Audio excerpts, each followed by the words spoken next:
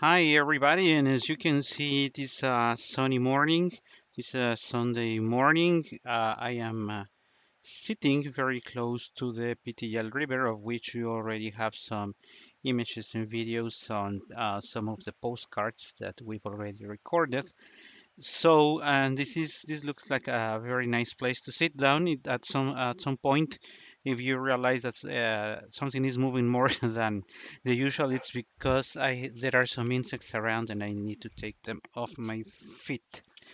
Also, it is possible, since it is an open park, that there might be some additional noises, such as the dog that just passed by and was barking, and I have another one to my left now.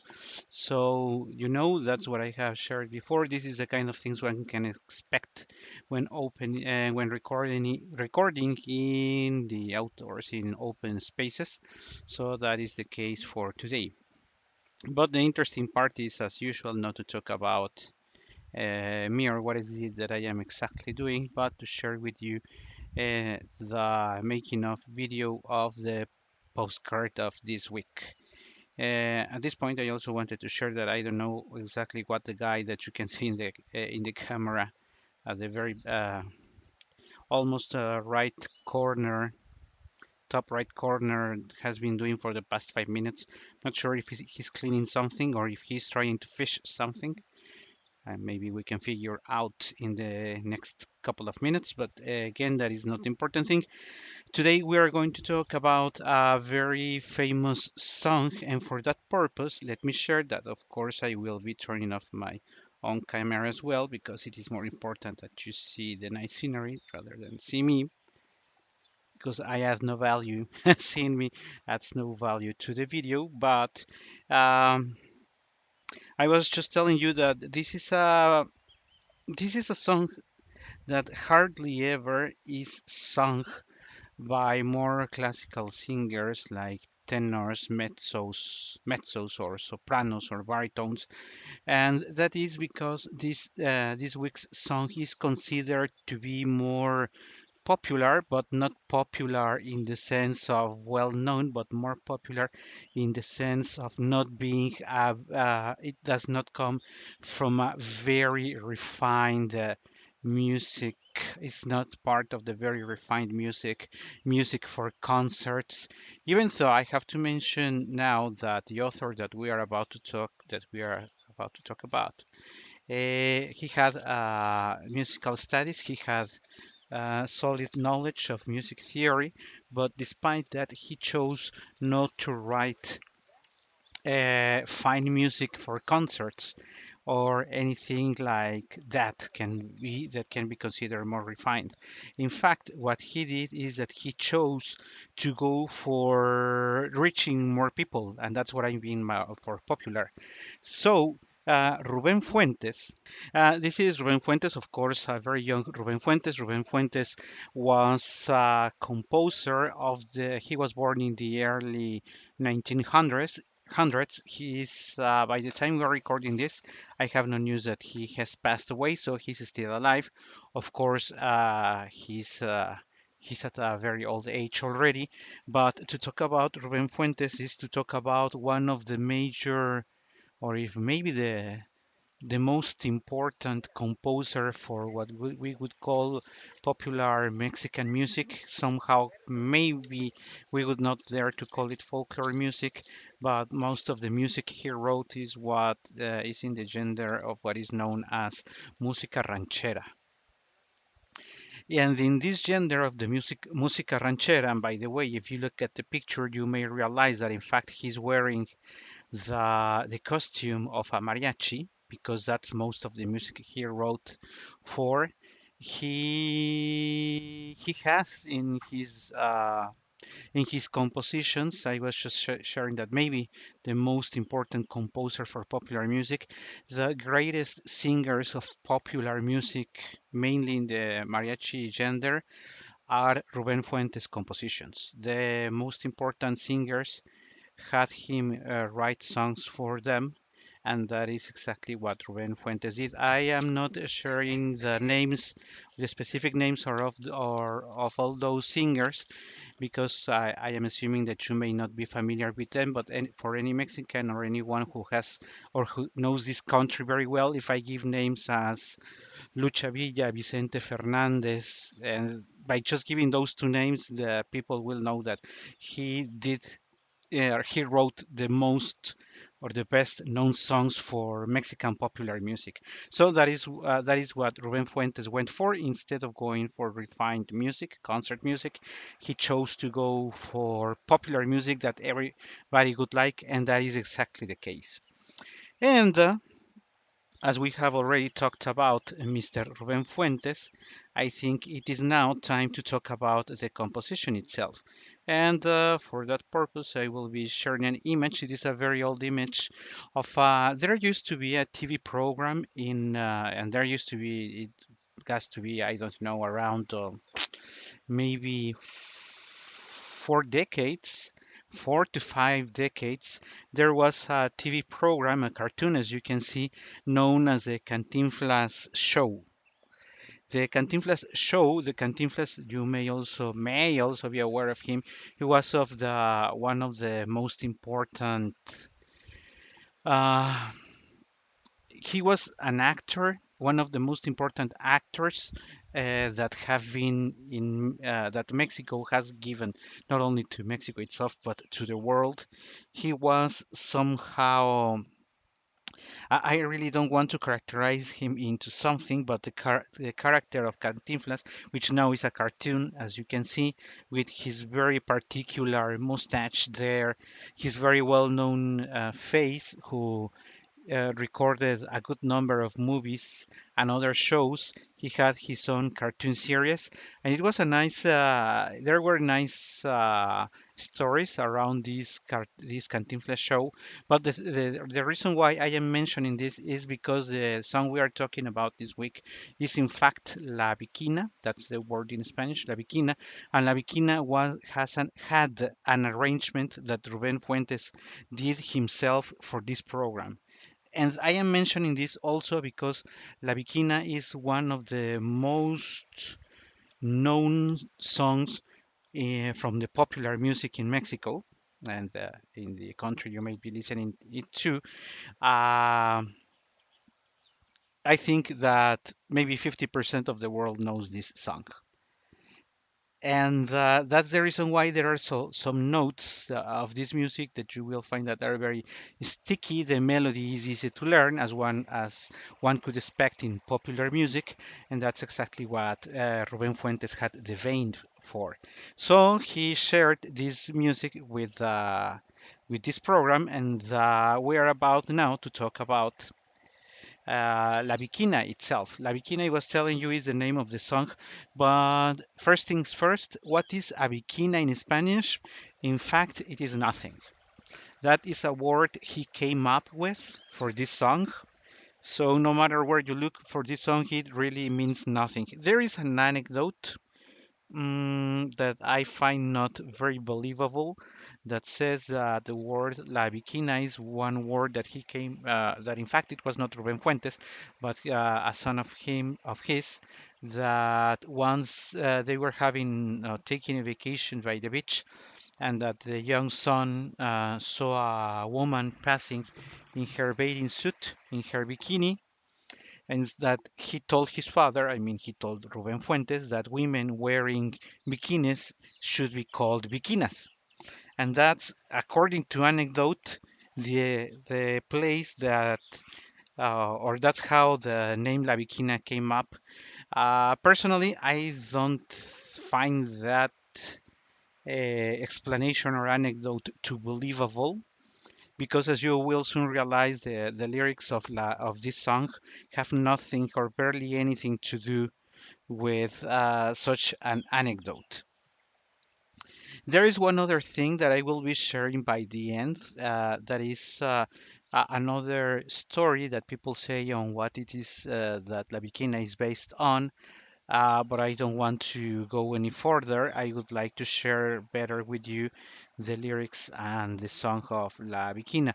For this, let me first apologize myself. I usually share with you how is it that I learned about this song, the first singer that I heard it from and how I loved it. Truth is, I am not familiar with anyone's singer version. I have heard it a number of times in mariachi. It sounds very, very good in when played by a mariachi, but I have no other reference. I know that also another very popular singer in Mexico of the 90s and the early 2000s called Luis Miguel, popular balladist singer, made it also very, or well, sang it and gave it more fame even. And also, I know that this song was taken for a very famous movie some years already. The movie is called Coco, so Coco would be one of the latest places where you would find a version of it. And if you type La Bikina in YouTube, you will find 1,000 results because everybody likes to have his own version with its his own arrangements of this. And that is the case for the accompaniment of these weeks. I found it and I really liked it because I noticed how the pianist who did this arrangement was really enjoying this song, and that's why I told myself that maybe I could be using this so that everybody, all of us, can enjoy the same way he enjoyed. Unfortunately, I do not have the accompaniment on in piano, so I apologize because I'm sorry. We will have to hear my version of it. And as always, I know it is not the best and it is not expected to be the best. It's just my understanding of what the song is about. Also, let me remind you that since this is not a song written for a lyrical voice, it is more for a raw voice like the balladist and other people. It may sound different with the voice of a lyrical singer. So, but let's listen to it. I would like you to pay a lots of attention, if you allow me. I would like you to pay a lots of attention to the music because the music is the melodies are very easy to recall. One can play them in their minds or hum it very easily.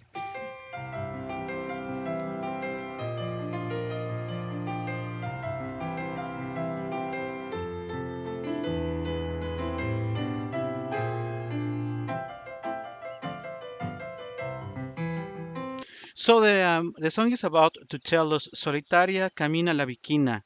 La gente se pone a murmurar, dicen que tiene una pena, dicen que tiene una pena que la hace llorar. So la viquina, this beautiful young woman, is walking all alone, walking all by herself.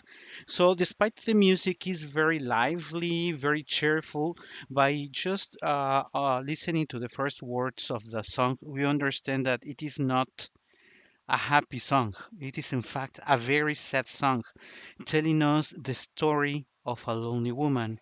So, as she's walking all alone by herself, this Bikina, la gente se pone a murmurar, just like in any small community, in any small town, people are gossiping, and there are things that are being said about her, and what they say is that she's in sorrow.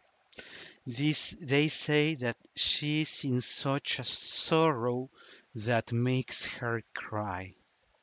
So this woman that is walking alone, La Viquina, people around are gossiping, telling things about her, and this thing that they say is that she has a sorrow that makes her cry,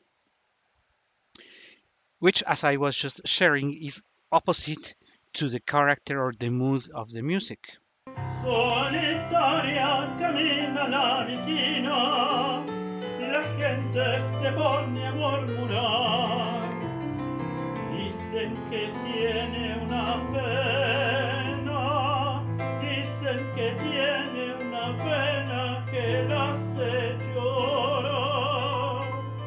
And if you pay attention to the melody, not only the piano, the song voice has been tell us solitaria camina la viquina, la gente se pone a murmurar. Dicen que tiene una pena, Dicen que tiene una pena que la hace llorar. And right after that, after having shared that she has this sorrow that makes her cry, we are going to describe her further, telling that she's so beautiful, so proud of herself that she disdains everyone around. She doesn't allow anyone to get closer to comfort her because she passes by, you know, like showing off and telling, look at me, I am the queen of this place. So she passes by, she walks, and she never takes a look at them. Just, I think you can picture that very easily. You see a very beautiful woman passing by who doesn't even turn his head or take a look at anybody else because she's disdainful. She's so proud of her beauty. Altanera, preciosa y orgulloso, no permite la quieran consolar.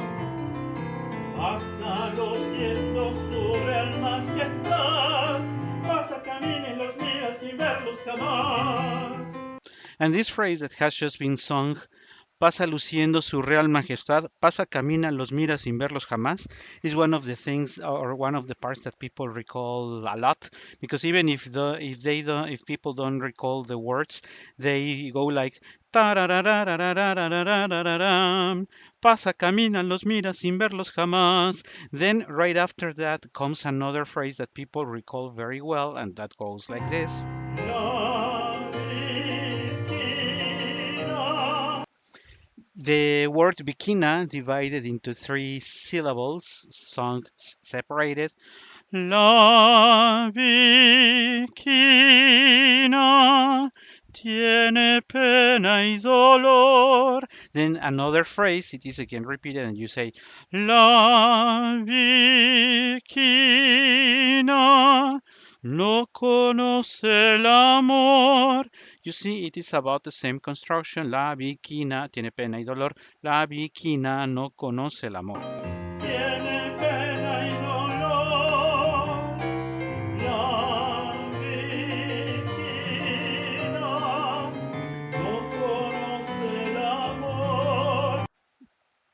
We insist on calling her this proud, very beautiful and disdainful person who doesn't allow anyone to get closer to comfort her because they say that somebody came and is already gone, and it is for him that he spends all her nights crying for him.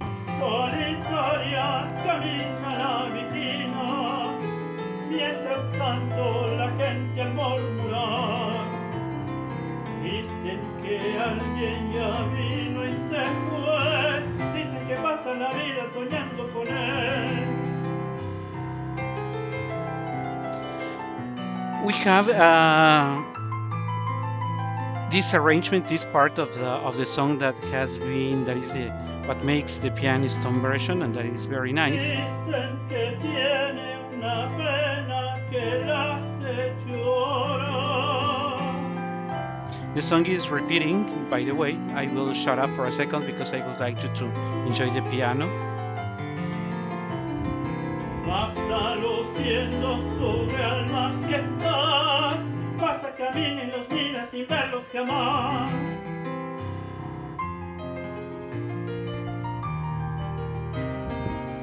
Tiene pena y dolor,